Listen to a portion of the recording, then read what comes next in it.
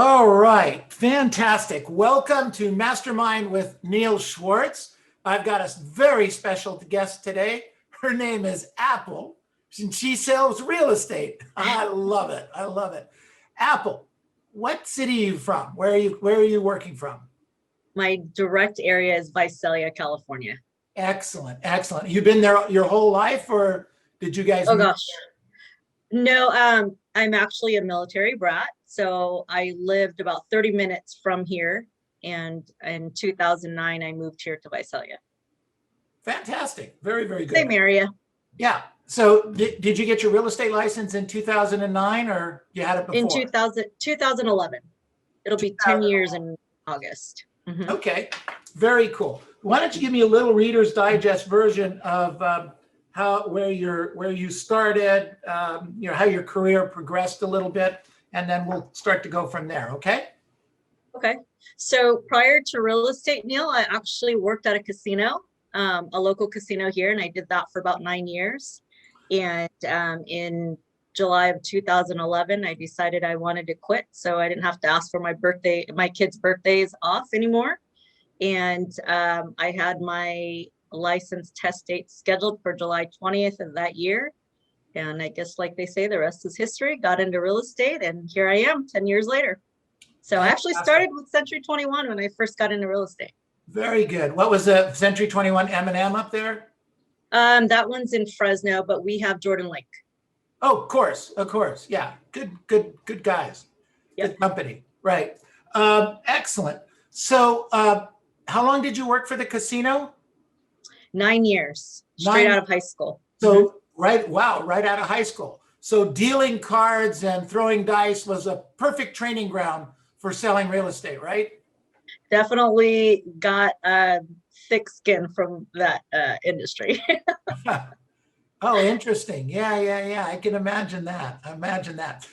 So, how did you, so you got into real estate, you went to work for Jordan Link. I mean, where did your business come from then? Do you have a lot So of past client and sphere to work from? no, well, yes, I did that, but I was taught right from the beginning. So I got into real estate in the era when short sales started to come out. So I was taught how to flag notice of defaults in the multiple listing service. And they told me to go reach out and see if they needed to sell their house, if they were upside down. So I actually created like a binder system, and I went door knocking. So I took 11 short sale listings my first year. Wow, good for From you. door knocking. Okay. And that was in the beginning of short sales? Did they close or did you have trouble closing them? Oh, they took forever. My best story had 3 liens on it, and I actually closed it in 47 days. Wow. So that was a short sale. Yeah, exactly. So 11 listings your first year, most from short sales. All of them were short sales. All of them for short sales. Was there any other business you did during that period of time? Just my database. So I actually closed with those 11 listings. I closed 19 deals my first full year. Got it. And all door knocking or mostly door knocking except for the past client and sphere?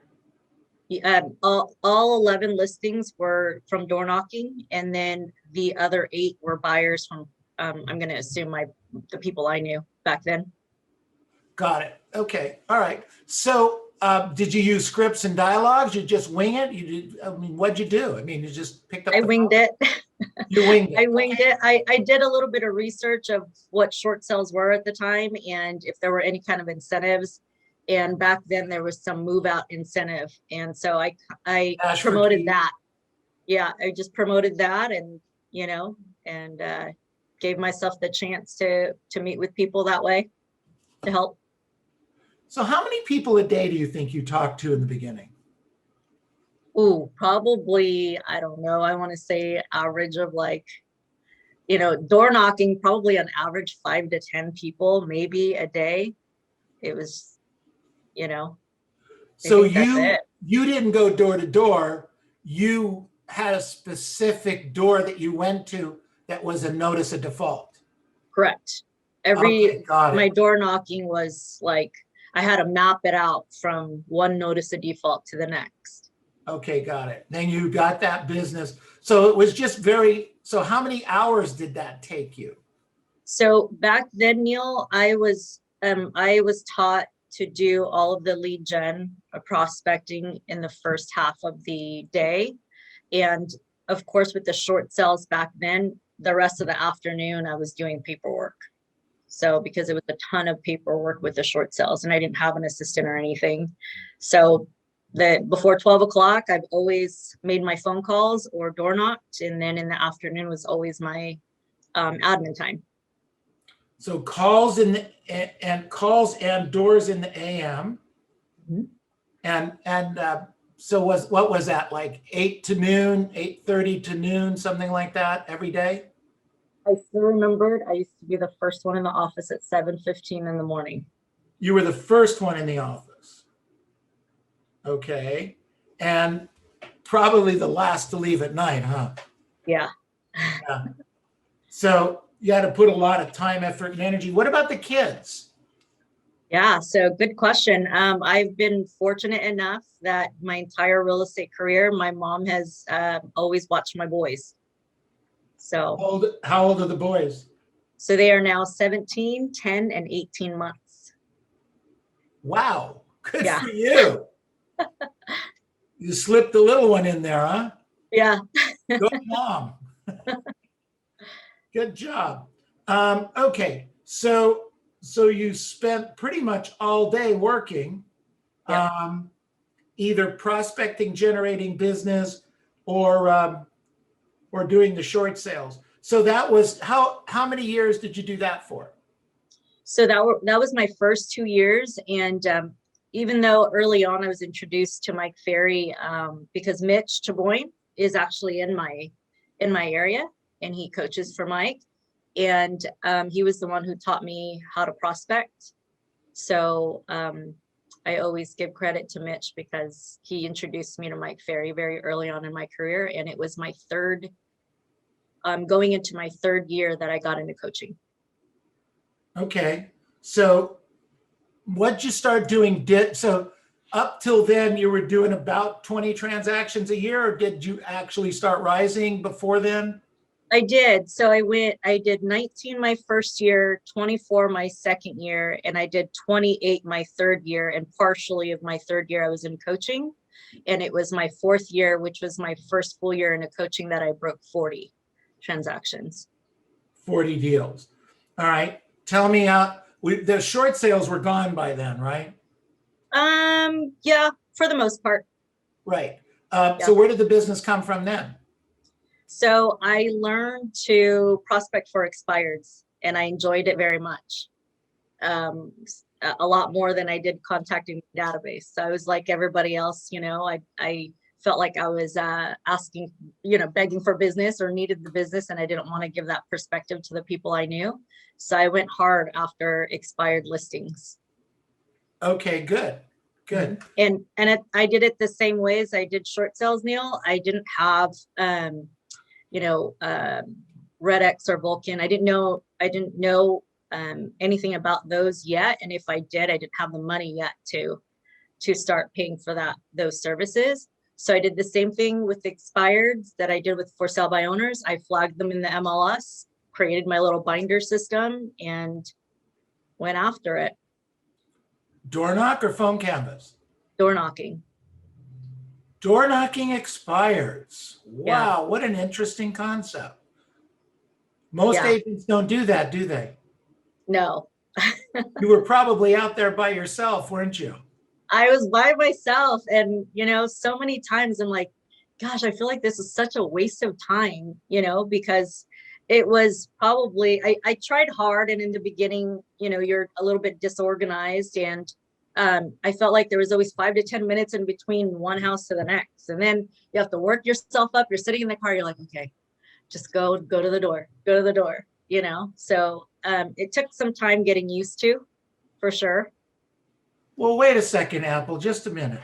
So you're selling houses, you're selling 20, 30, 40 houses, and you still have to pump yourself up in between each call or door knock? Oh yeah.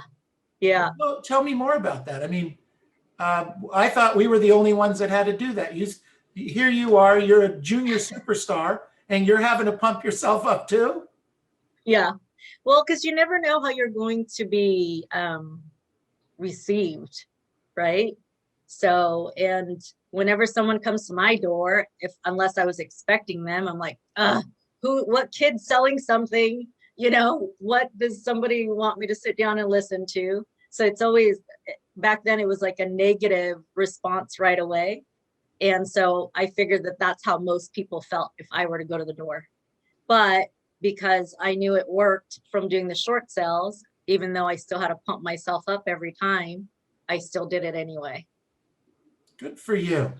Good for you. So now we're in 2019. How many transactions did you do in 2019?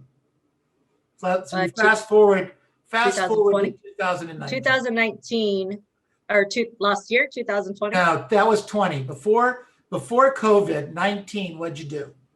I did a total of 62 closed, and I was at 62 closed. 62 closed, and at end of 2019 I had 13 pending, so just shy of 80. Closed and pending. Yep. You go, girl. So in Visalia, 62 closed. What's the gross on that? So my average is 7,200 now. I don't know what it was back in 2019 though, So but I know in grossing around 500,000. If you do 60 deals at 7,000, that's $420,000. More. Yep. So you're right on, Neil. It was 427. My gross in 2000. I know my numbers, don't I? Yeah. Got it. Okay. So we have 62 deals in 19. What was the goal for 20? The goal was 75 for 20. All right. And January and February were pretty decent months for you, 2020, right? No, not necessarily. Tell me about that. So I actually had baby September of 2019. Oh, that's right. The 18-month-old. Yeah. So. Well, good for you. So you started 2020 with a newborn? I did. And in 2019, I think my last day in the office, Neil, was July 2nd. In 2019? Yep. And still did 62 deals? Yeah, I always go, me and my husband, we talk about it all the time. I don't know how I did it. Wow. And yep. And so I didn't actually get back in the office last year until April 1st. Till when? Till about April 1st. So April 1st, COVID's already started. Yeah. Had the baby, took some time off with the baby. Boy or girl, by the way? I have all 3 boys. Boys. Mm-hmm. Fantastic. So and the goal was 75 deals for 20, and you're starting with 13 closed maybe? Yep. Mm-hmm. So what happened? How was the rest of the year pan out? So, it was like everybody else, it was a tough year. I actually lost my dad 2 weeks before the whole shutdown. So having the newborn, then with my dad, that was the reason why I didn't get back in the office until about April 1st. And it took a little bit of time getting back into the hang of things. So I did 55 actual closed sales in 2020 and 11 pending going into 2021. And I am currently at 18 closed with 12 pending today. So 18 closed and 12 pending. Yep, as of today. 30 closed and pending as of today. Yes. And we're all okay. And the goal for this year? It's still 75. I haven't hit that 75 number since I've made it a goal. So I told my coach I'm going to stay there until I hit it. So Well, it kind of looks like you're going to hit it by July. So then what are you going to do? That's the plan. I've got a big year this year, Neil, with a lot of family. I've got my senior going to college, and we've got a big trip to visit my sister in Hawaii. And so I'm trying to squeeze everything that I can before the half of the year. Yeah, sounds great. So Apple, what makes you go? What's your superpower? I get there's two things, and a lot of the people I know here tell me I'm just rare. So my energy is what makes me go. Um, I do get up at 3:45 every morning. I protect that time the minute I get up, and I'm probably the last one to sit down every single day. So, and to be able to do that every single day and not complain, and actually enjoy it. I think that's got to be my number one superpower, is that I feel like I can tackle as much as I possibly can in one day. So is it the exercise? Is it books you read? Is it the things you drink? Is it any certain scotch? What do you do? I think it's all of the above. And Neil, one thing that I've always, I didn't realize it back then, but ever since I was younger, when my dad used to do his PT test for the military and the Navy, I used to get up at that time at 5 with him to go running every day. And I guess just seeing my parents all the time, always on the move, but always home for dinner. I think I just naturally carried it into my adult life. So, but I do read a lot of books. I listen to a lot of Audible books, and I sit and read, and I've got a great mastermind group. I think also just knowing in the back of your head you could do more, and you could be better. I've always believed that within myself, and I think that right there is always the driving force. Of course, the number two are the 3 boys, so that drive me every day. Yeah. That's great. Fantastic. So what are some of the books that you are reading right now? So I just started the Slide Edge. I'm like in the very beginning pages of Slide Edge. I just finished Atomic Habits. And oh my gosh, what's the one that I'm currently on my Audible? So I've got, Start with Why right now. I'm in the middle of that one.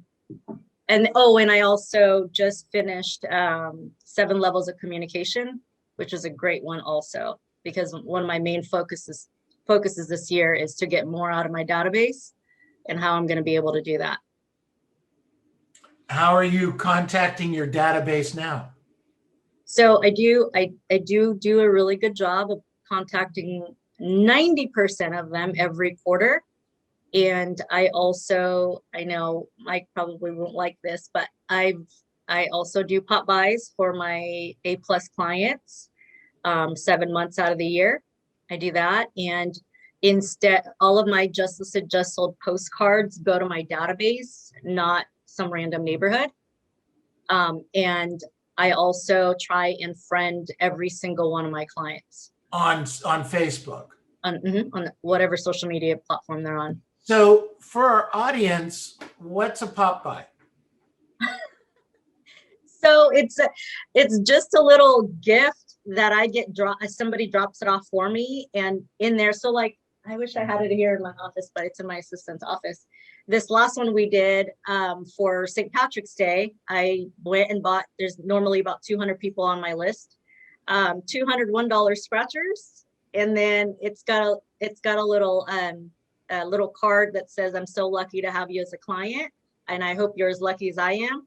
But always in the back of it is the previous month's market update. So, and that goes out monthly to your top 200 past client and sphere? Yes. So 7 months out of the year. And so somebody delivers those all over town? Yes. Good for you. Yeah. So it's not mailed, it's actually delivered? Yep. Mm-hmm. Wow. And we've got the system set up. It's, we have it all mapped out. We update the list every time we get a closing. We add them in and we evaluate whether or not they're going to be an A+ client. So What's your criteria for an A+ client?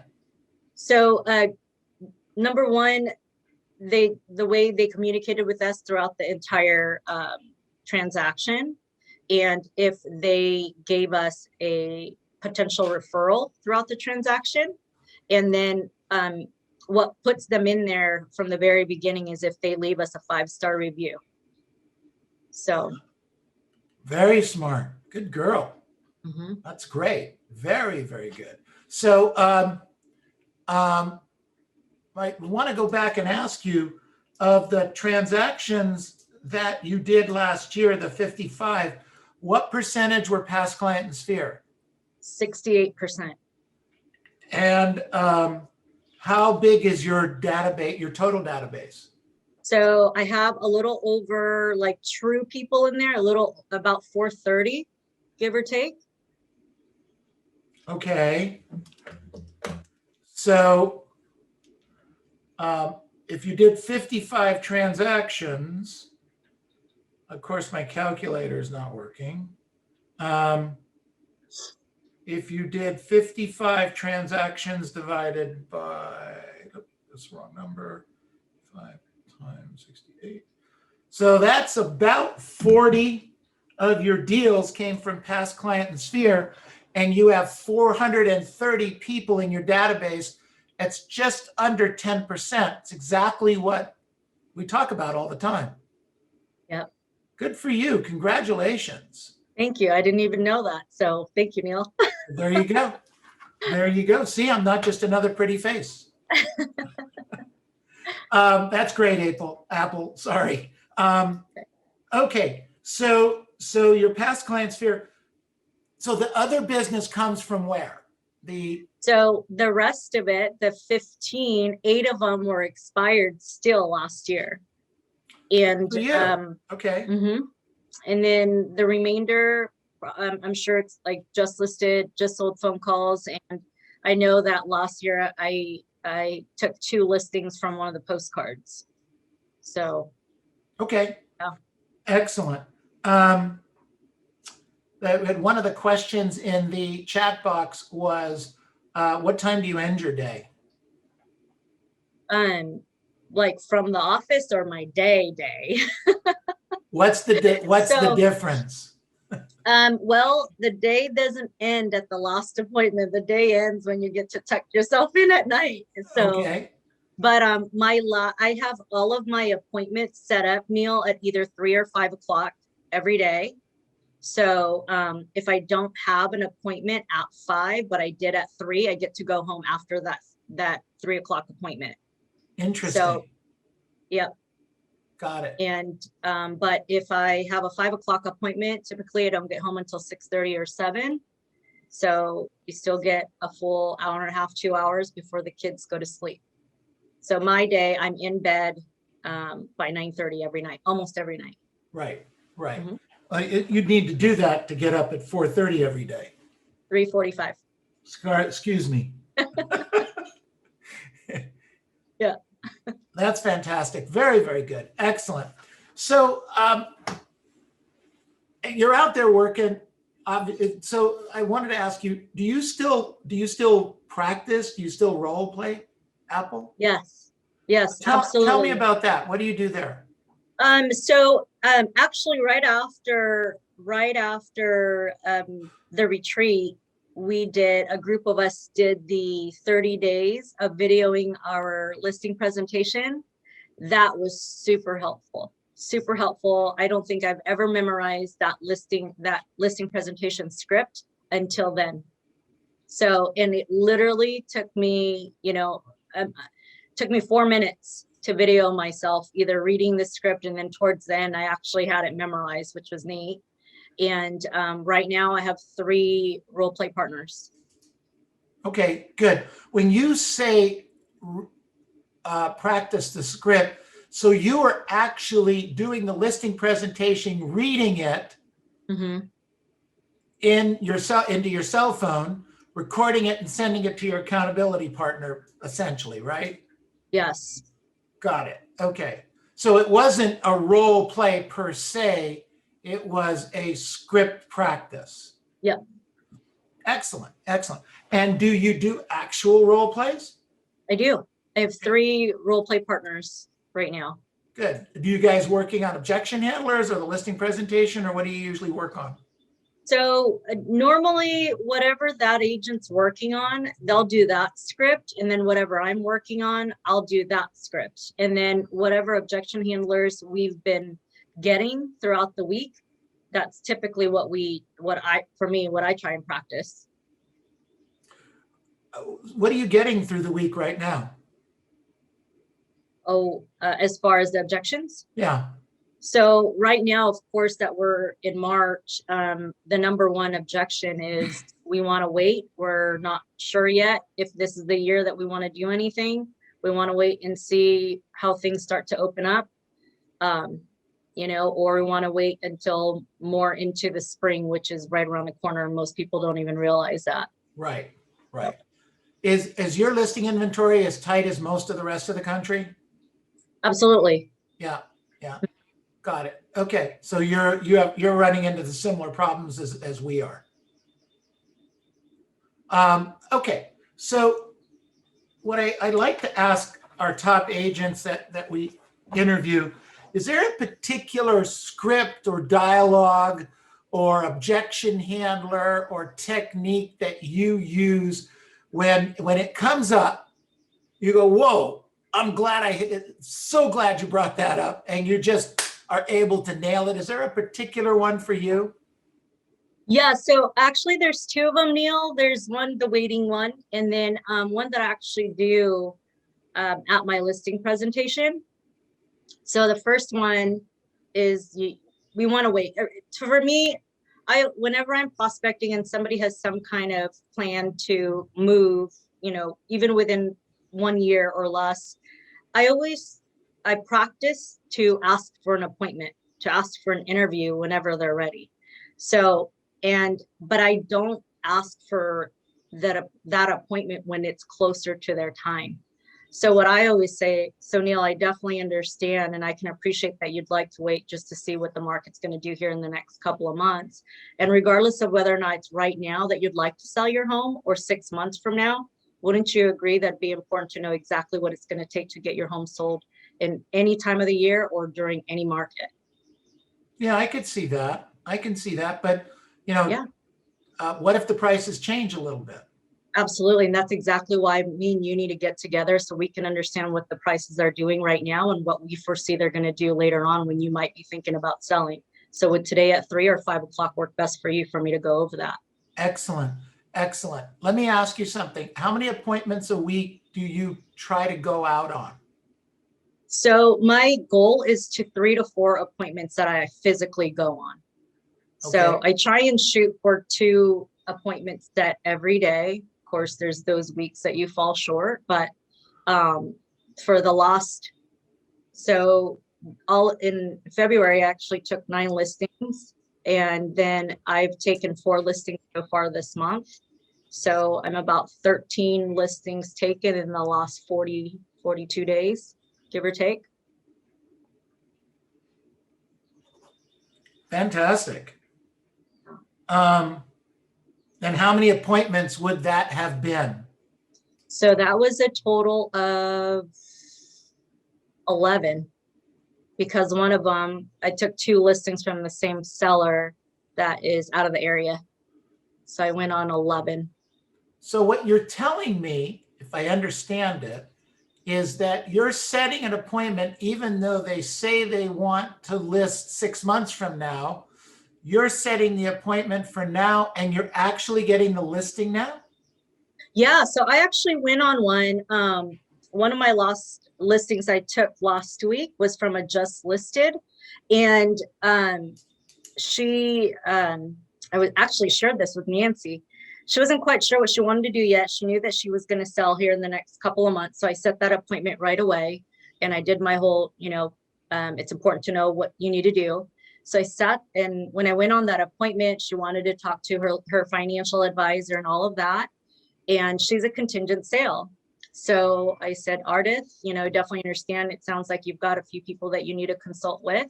What I'd like to do for you, and this is something I offer to all of my clients, every time we get a new listing, we actually like to share it with all of our clients that have committed to working with us on the sale of their home. Would you like to be a part of this list? And she always tells, of course, they'll tell you yes.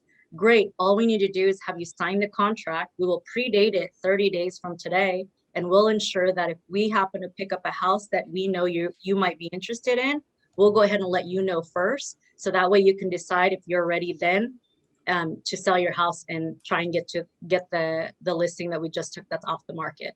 That's great. Very good. And so you get the listing now, you pull it out of the market, so to speak. So somebody else doesn't come up behind you. Right. And they're getting properties that they may or may not be interested in. Exactly. So we call it our exclusive VIP list. Good for you. Smart. Do you mind if we steal it? Absolutely. Good job. Okay. All right. And then you said you had a second one. So, I know all throughout the industry how a lot of the agents, we struggle with that full commission, right? And I'm trying to work myself up to those guys that are doing it for 7%, but I never actually get asked what the actual percentage is when I'm at my listing appointment. And like I shared with you, Neil. So when I go over the CMA part and I give them my recommended price, and I'll tell them, Neil, so my recommended price for you is $450,000. Then I pull out my net sheet and I said, if I am able to get you that $450,000, pay off your mortgage at X amount, title and escrow fees are typically 0.5% to 1% of the purchase price, and all of your seller closing fees, this is what's included. It includes your broker fees, includes any reports that you might be asked to pay for, any administrative fees, and I always put a pad in there of about $1,000 for any request for repairs. At the end of the day, after you pay all seller closing costs, you're going to net X amount. How do you feel about this number? And they're like, oh, feel good about that number. And the reason why I know that they're going to feel good about that number is because I already know prior to going out to the appointment how much they want to put back in their pocket after the sale of their home. And you know that because I pre-qualify them. And in the pre-qualify, you are looking for the net number they're looking for. Yep. So in addition to the question of how much would you like to list your home for, they tell you, okay, in addition to that, Neil, what's your magic number? And they asked me, what do you mean about my magic number? I said, okay, you want to list the house for $450,000, but how much would you like to see go back into your pocket after the sale of your home? So they'll tell me, I want to clear at least $250,000. Great. So I make a note that they want to clear $250,000. If I can justify it on my net sheet based off of what I think their house is worth, I know my commission is not going to be even an issue or a conversation. Right. Right. Yeah. So now we have point number 23 on the pre-qualifying sheet. How much do you want to net? I love it. Thank you. Yeah. I think that's always more important than how much you want to list your home for, right? You know, look, when you're right, you're right. That's great. It's like a blinding flash of the obvious. That was great. That's very cool, April. Thank you. Thank you. Thank you. April, do you mind if we open it up to some of the agents for questions? Can we do that? Yes. All right. So I'll start. Who said that? Gina. Gina, go ahead. Thank you so much, Apple, for coming today and giving your time to all of us. I really enjoyed everything you said. I do have one quick question for you, which is, in the morning you get up at 3:45. Just curious what your general morning schedule is. What are you doing So, Gina, I came across this great book. It's The Miracle Morning. And I know I've never read The Miracle Morning for agents or for realtors. It's always just been The Miracle Morning. And at 3:45, you go through your mindset. I visualize, I journal, I drink my tea in silence with no 18-month-old tugging at me. And then I go to my workout. I'm at my workout now at 5. It used to be at 4:30. Then I switched gym. So but yeah, I get all of that taken care of first. You know, I meditate. And of course, you journal, you visualize, and 10 to 15 minutes of silence. And normally my journaling is usually what takes up most of it because I'm like, yeah. So I start my day that way every day, actually, 7 days out of the week. Saturdays, I wake up at 6. Sundays, I wake up at 7. Almost never changes. And then after your workout, you're doing an hour workout. So from 5 to 6. Mhm. And then from 6 to 8, are you back at home? Yes. So from 6 to 7, I better be ready because 7 o'clock is the magic number in my house where everyone's awake. Everyone's So, awake. That's awesome. Thank that you so much means- for sharing. You're amazing. Thank you. Good job. Thank you. Good question, Oh. Dina. Thanks. All right. Other questions for Apple? Just raise your hand or just unmute. Karen, go ahead. Well, thank you so much. On that net sheet that you're providing to the seller, do you have your percentage itemized there along with all the other fees?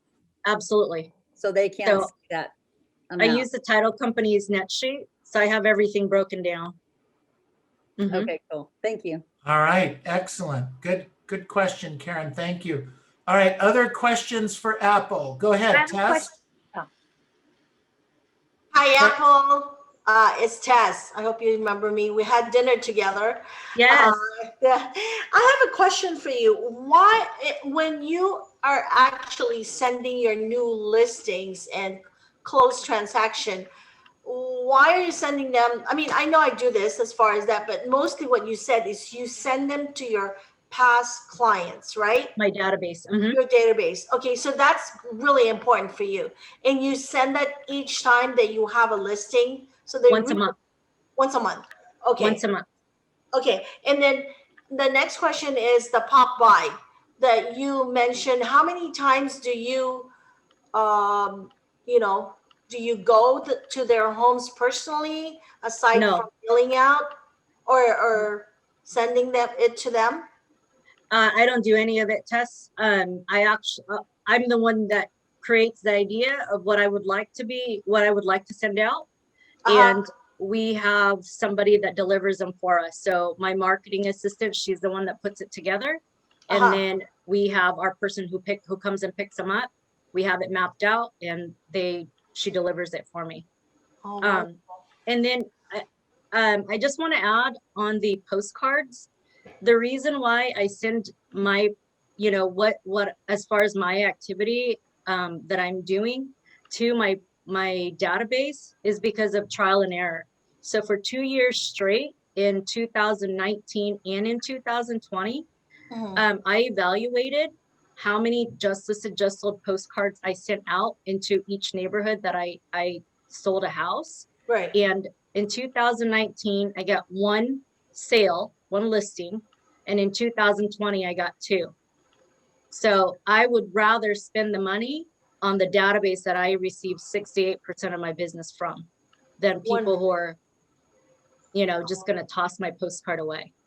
Wonderful. Very smart. That's good. You really got it down pretty well. Thank you very much. Good Good job. idea. Excellent.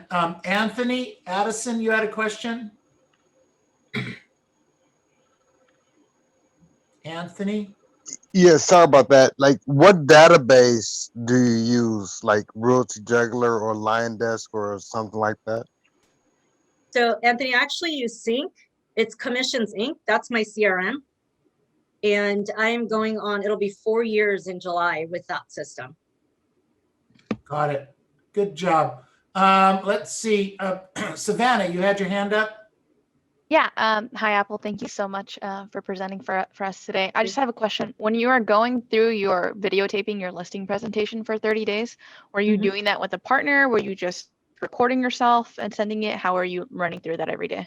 Just recording myself. I literally have the script in front of me and I go through as if I am presenting. Okay. So, and I just record it that way and I just send it to our group. So it was really surprising. I did not expect to have it memorized that last 8 to 10 days of that 30 days. So that was very helpful for me. Okay. Thank you so much. Good Apple, stuff. Apple, this is Michael. Go ahead, Michael. Michael?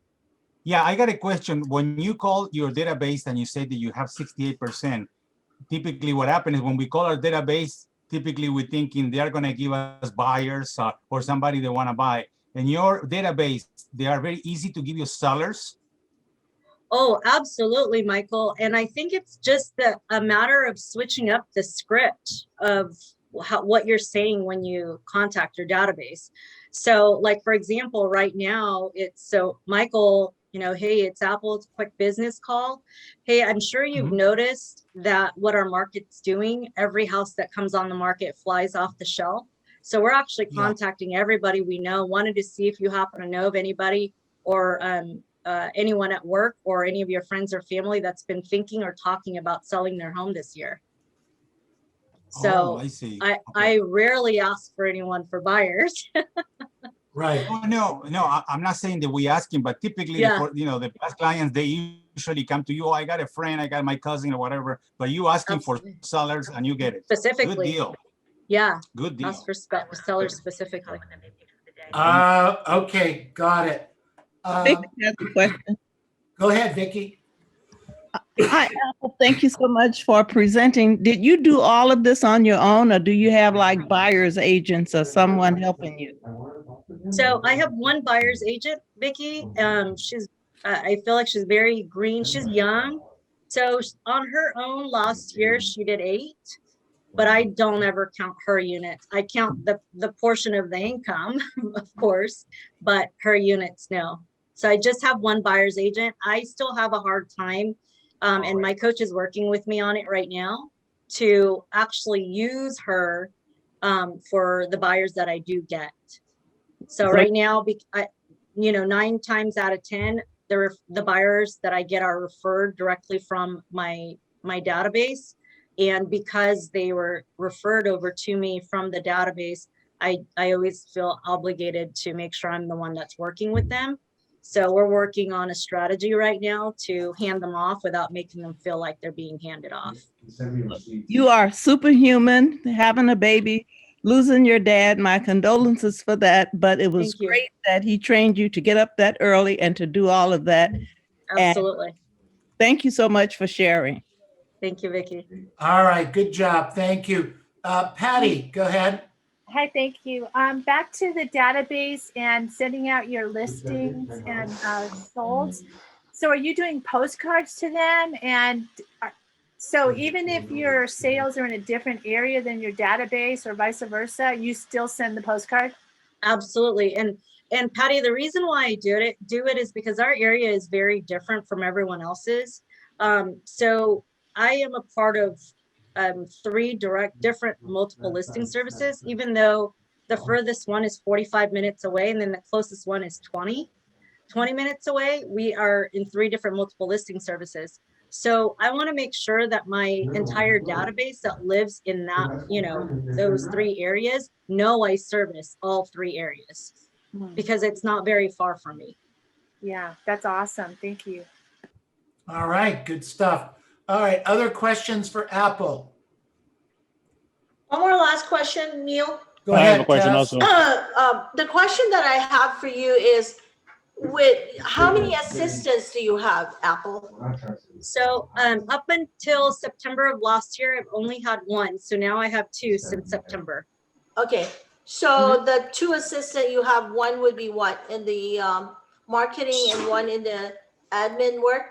Is that how you work? So my administrative assistant, she does all of the transactions, and then my marketing assistant, she actually, drops off the listing packet. She's the one that she's basically my listing coordinator as well, because listings and marketing, the listings go hand in hand. Right. So, right. Okay. Thank you. All right, good job. Excellent. I have a question. Go ahead. Apple, quick question. Now, if you're on you say you still use the database, you're using Redx or I think the other dialer you're using. Are you still using that dialer to generate business, or are you just solely using your sphere of influence and your past clients? So Alex, I haven't used a dialer for a while. I get easily overwhelmed, but I still use Vortex for all of my just listed, just sold, my expireds, and my for sale by owners. So once I actually make great contact with anybody from the Vortex, they move into my CRM because my CRM allows me to set reminders easily. So it's in my reminders from my phone calls that I had great conversations with are inputted into our CRM. And from there, we set our reminders to make sure we're following up. So I have those two systems.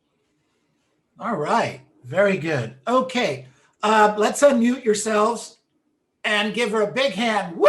All right. Awesome. Thank you. Good job. That was amazing, Apple. Thank you. Thank you. Thank you, Apple. Thank you. Thank you, guys. I enjoyed that very much. Thank you. Thank you. All right, thank you. Apple, we're going to, we take a few minutes now and review what we learned. You're welcome to stay, or if you need to leave, we understand. But Okay. again, thank you. This was amazing. Thank you so much, Neil. I appreciate it. And hopefully I gave some value today. Thanks, guys. We got a lot. Thank you. Definitely. All righty.